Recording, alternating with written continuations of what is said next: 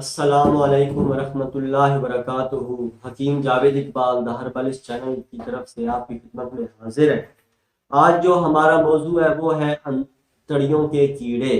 یا پیٹ کے کیڑے، جسے عمومی طور پر کے لوگ کہتے ہیں کہ بچے کے پیٹ میں کیڑے ہیں یا بڑے کے پیٹ میں کیڑے ہیں۔ اصل میں یہ انتڑیوں کے اندر کیڑے ہوتے ہیں۔ آج اس حوالے سے ہماری یہ ویڈیو ہے، اور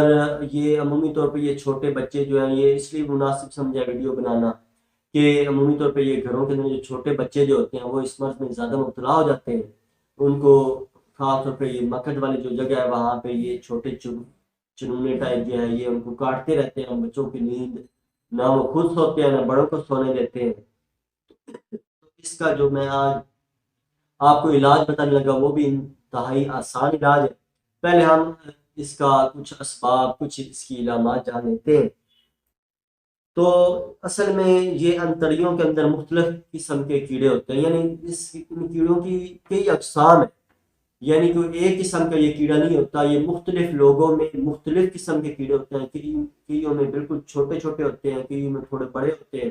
کئیوں میں زیادہ بڑے ہوتے ہیں، کئیوں میں جیسے یہ عمومی طور پہ یہ برسات میں جو کیڑے نکل آتے ہیں، بعض لوگوں میں اتنے بڑے بڑے کیڑے بھی یہ پیٹ میں سے نکلتے ہیں۔ تو ان کیڑوں کی یعنی مختلف قسمیں ہیں، اور مختلف لوگوں میں اس کی مختلف مقدار یا مختلف سائز کے یہ کیڑے ہوتے ہیں۔ تو ان کیڑوں کا علاج کرنا بھی انتہائی ضروری ہے، کیونکہ جو آدمی یا جو بچہ جس کے اندر پیٹ کے اندر یہ کیڑے اگر موجود ہیں تو لازم بات ہے اس کے جو اعضاء کو وہ یعنی جو خوراک وہ کھا رہے ہیں تو وہ خوراک ایسا ایسا وہ اس کے بجائے جسم کو لگنے کے وہ کیڑے ہی کھائیں گے، وہ کیڑے ہی بڑے ہوں گے، ان کی تعداد اندر بڑھے گی۔ تو اس لیے اس کا علاج بھی ضروری ہے۔ تو دوسرے نمبر پہ جو سب سے بڑی بات جو ہے، یہ جو کیڑے جس کے پیٹ میں اگر یہ انتڑیوں میں موجود ہے تو یہ کئی اور امراض کا پیش خیمہ بھی ہو سکتے ہیں۔ اس کی وجہ سے کئی اور امراض پیدا بھی ہو سکتی ہیں، یعنی یہ امراض کو پیدا کرنے کا موجب بھی بن سکتے ہیں۔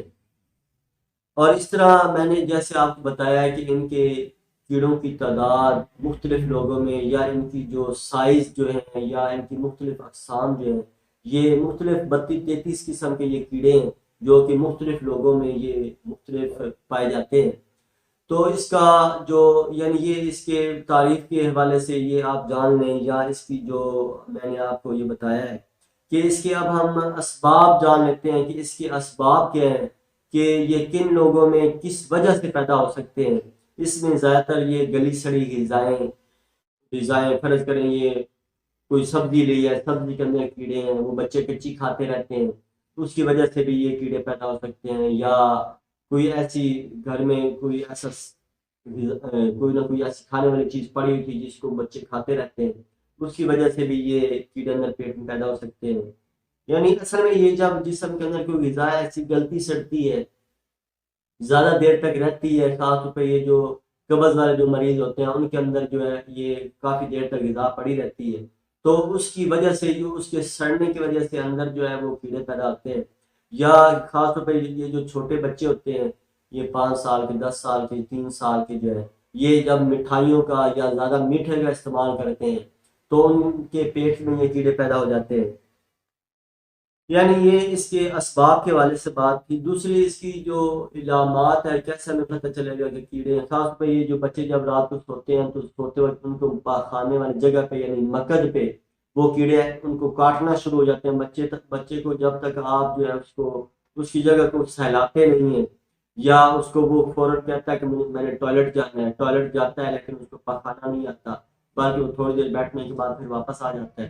یعنی یہ اس کی کچھ پہچان ہوتی ہے۔ دوسرے نمبر پہ یہ جو جس بچے کو یا بڑے کو یہ مرض یا پیٹ کے اندر کیڑے موجود ہیں تو وہ اس کے منہ سے رالیں بہیں گی، یعنی جو لعاب ہے وہ جب وہ صبح اٹھے گا تو اس کو جو رالیں جو ہے، جو لعاب جو ہے وہ ایک سائڈ پہ لگا ہوا بھی محسوس ہوگا، یا وہ جگہ جو ہے یا سراندہ جو ہے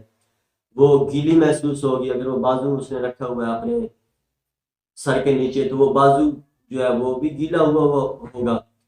تیسرے نمبر پہ جو ہے نا اس کے جو دانت جو ہے وہ دانت کو کرچتا رہتا ہے، یعنی وہ دانت آپس میں رگڑتا ہے۔ جب وہ بچہ یا بڑا جب وہ رات کو سوتا ہے تو وہ دانت آپس میں رگڑتا ہے، اس رگڑنے کی آواز بھی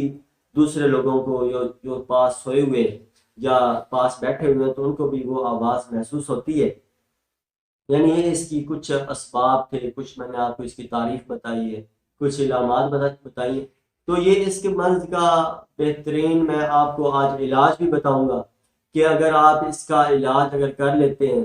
تو پہلی بات تو یہ ہے کہ اگر ہم نے اس کو کوشش کرنی چاہیے کہ جن کو یہ مسئلہ وغیرہ ہے تو وہ اپنے غذائی لحاظ سے اس کا علاج کریں۔ ایسی کڑوی چیزیں مثلا جن میں یہ کریلا ہے، کریلا بہترین چیز ہے، یا چونگ، یہ آج کل سردیوں کا موسم ہے، چونگیں بھی آج کل بازار میں اویلیبل ہیں، یعنی سبزی والوں کے پاس مل جاتی ہیں چونگیں۔ اگر آپ یہ کریلے بھی موجود ہیں، اگر آپ کریلوں کو کوٹ کے ان کا پانی ایک ایک چمچ نکال کے ایسے متاثرہ مریض جس کے پیٹ میں کیڑے ہیں، اگر آپ ان کو وہ کھلاتے ہیں یا اس کو وہ پانی نکال کے اس کو پلاتے ہیں تو انشاءاللہ یہ ایسا جو پیٹ کے جو کیڑے ہیں یہ انشاءاللہ اس سے وہ نیم مردہ ہو کے یا مردہ ہو کے وہ باہر خارج ہوں گے۔ اس طرح یہ جو میں نے آپ کو چونگیں بتائی ہیں، چونگیں آپ کوٹ کے ان کا پانی نکال کے یا آپ بطور جو ہے اس کو سبزی کے جیسے سالن پکا کے کھاتے ہیں، آپ بطور سبزی کے اس کو ایسے نہیں، زیادہ بھوننا نہیں ہے، بلکہ اس کی جو کڑواہٹ ہے وہ کڑواہٹ ان کریلوں کی یا ان چونگوں کی وہ اندر موجود رہنی چاہیے۔ اگر وہ آپ کسی ایسے بچے کو جس کے پیٹ میں کیڑے ہیں یا کسی ایسے بڑے کو جس کے پیٹ میں کیڑے ہیں تو اگر یہ آپ اس کو کچھ دن لگاتار استعمال کرواتے ہیں تو انشاءاللہ ایسا یہ پیٹ کے جو کیڑے ہیں یہ انشاءاللہ خارج ہو جائیں گے۔ اور اس طرح یہ پھلوں کے اندر خاص طور پہ یہ جو آڑو ہے، آڑو کے جو پتے ہیں، یہ آڑو جو ہے یہ بھی بہترین گرم کش ہے، یعنی اس کے ذریعے سے جو ہے نا پیٹ کے جو کیڑے ہیں وہ مر جاتے ہیں اس کے کھانے سے۔ تو یہ اگر آپ جب یہ اس کا موسم آتا ہے آڑوؤں کا تو یہ آڑو آپ زیادہ کھائیں۔ آڑو کو بلکہ یہ بھی کہا جاتا ہے کہ آڑو پیٹ کا جھاڑو، یعنی یہ اندر سے ایسے جو کیڑے وغیرہ ہیں یا ایسے کوئی فاسد مواد اندر پیٹ کے اندر یعنی معدے کے اندر یا انتڑیوں کے اندر ایسی کوئی فاسد مواد موجود ہے تو یہ انشاءاللہ اس کو خارج کر دے گا۔ تو یہ آپ